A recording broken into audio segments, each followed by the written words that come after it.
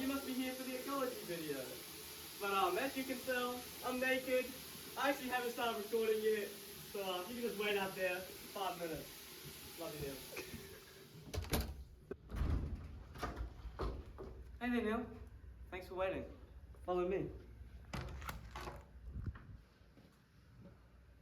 Hello? Yeah. What?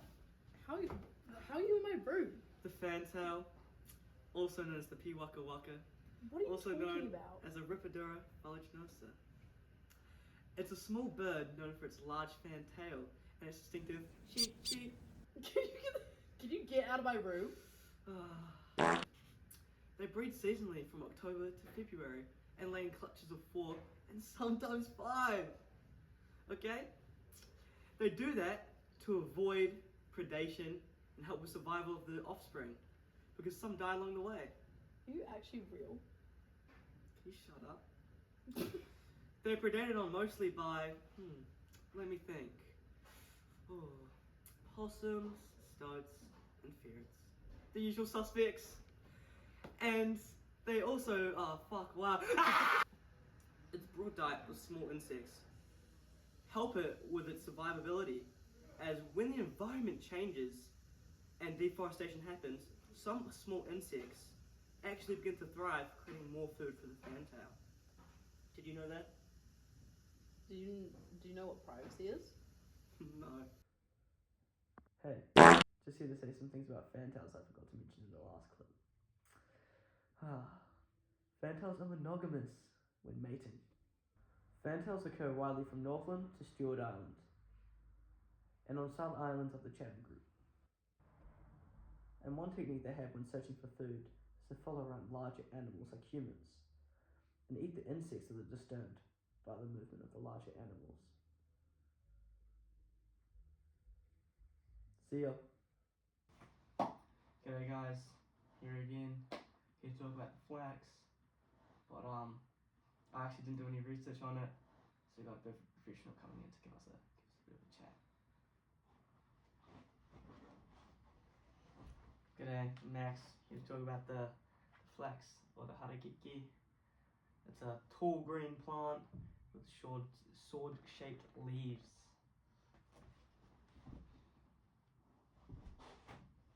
G'day, I'm Max. Here's about the harakiki. It is a tall green plant known for its sword-shaped leaves. The early European settlers named it the flax, but it's actually a water lily. Did we know that? Tui and the bellbirds love to eat the nectar that comes from this bad boy, okay? The flowers bloom from October to February. It's actually one of New Zealand's most ancient plants. It grows up to 3 meters, with the flowers growing up to 4 meters. Grows in temperate environments with regular rainfall. It's good to know. And the Māori back in the day used to use the nectar as an ointment for boils, cover that bad boy up. They also used it to weave up baskets and other handy things. There's also a tradition that when you cut it, you cut the longest leaves at the end, and that's because the Māori saw it as a bit of a family. You get the grandparents first because they're old enough. Amazing. Then you go for mum and pop, but you leave the kids because the kids did nothing wrong. That's all we have time for today, Fano. Appreciate it. Can't beat it. Forgot to mention some stuff about the flax. So here we are. They have both male and female reproductive parts.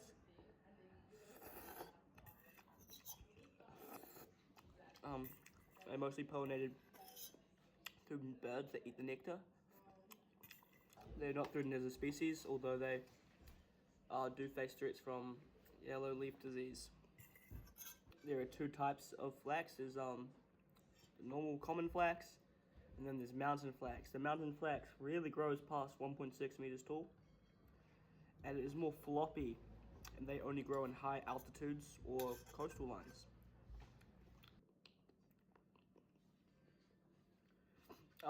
It pollinates by when the the bird gets his beak and puts it in and gets the nectar on it, and then when it goes, not the nectar, the pollen, sorry, and then when the bird flies down, it goes to the next receptive plant and it puts its nectar and then it touches the pollen in there, then it swirls around and it pollinates the plant.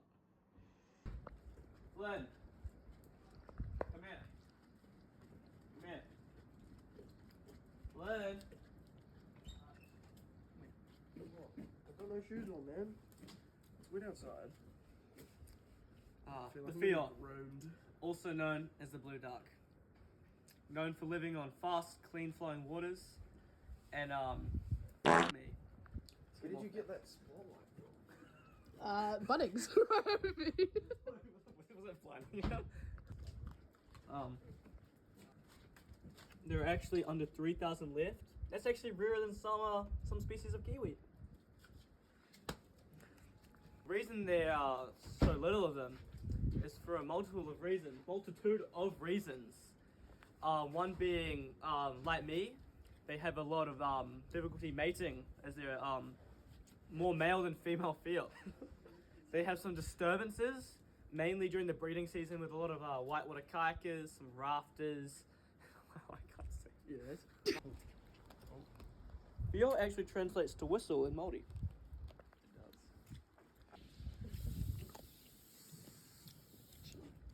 That light was bright. They prefer areas of fast-flowing water that are clean. An easy way to identify it is blue, and it lives around whitewater. Yeah, kayaking. I love kayaking. Their conservation status is that they are threatened. Let's go. Let's go hunt for some people.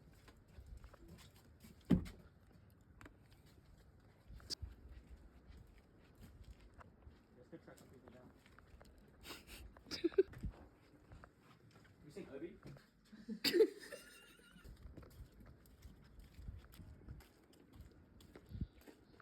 Hey. Sorry. Take your time. No, don't worry.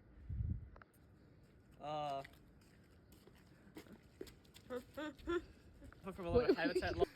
They also suffer from habitat loss from a lot of hydro schemes. My voice cracked.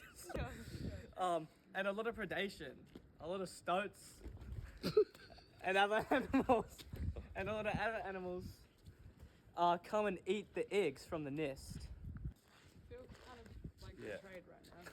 Yeah. That's good enough. Easy way to identify a feel is by its natural call.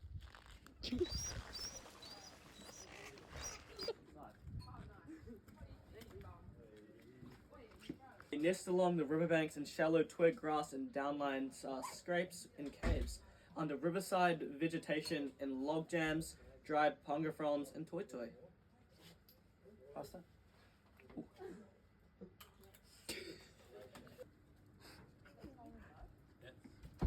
Find as mean so. What the fuck is that? Choose quickly. The tui, known for its dark green feathers and its white feather-like tuft on its neck, called poi. What makes the tui so special is that it's got 2 voice boxes, which make it very good at mimicking sounds. Tui love the nectar of kōwhai, flax, and pahudakawa, plus many more.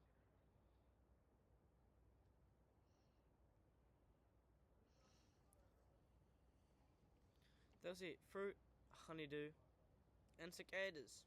Tui are very important as they are a major pollinator for many native species. You can find them on the North Island, the South Island, Stewart Island, and some offshore islands. They breed generally from September to January.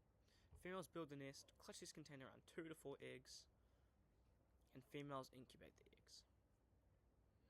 Both parents eventually help to feed the hatchlings though. Tui are not threatened and also suffer from predation from possums, stoats.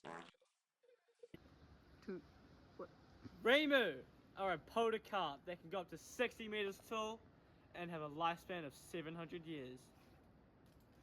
How's that? That was beautiful. Found in the North, South, and the Stewart Islands. We found in the North, South, and Stewart Islands.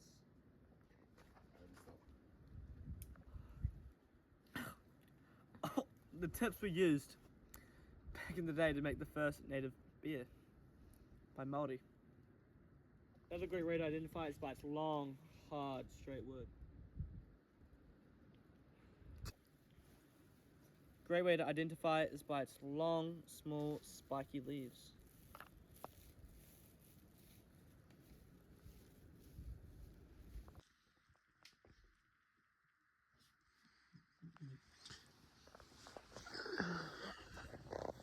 Morning, sleepyhead.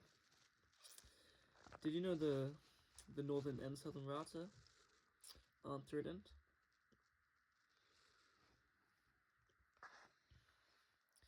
Do you know that the brush-tailed possum is the biggest threat to rata? I was. Oh.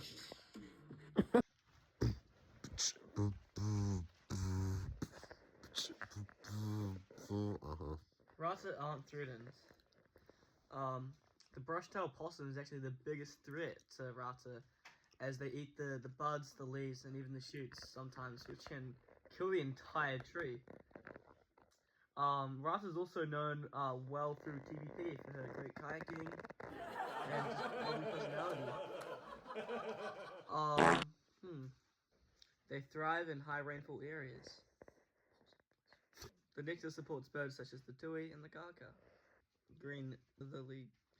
And the vibrant red brush-like leaves help identify it. Between November and January, they produce tiny wind-dispersed seeds.